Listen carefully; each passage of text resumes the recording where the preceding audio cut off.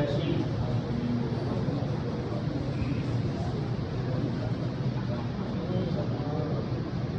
ওয়াকিবুল আলম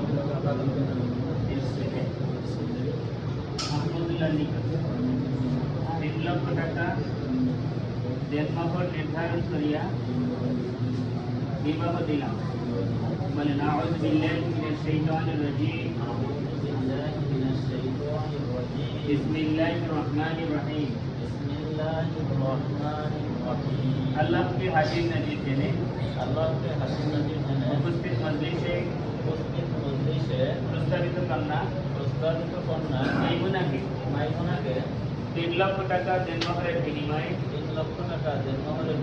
বিবাহ প্রস্তাব কবুল করিলাম। আমিন। وحبيبنا مولانا محمد صلى الله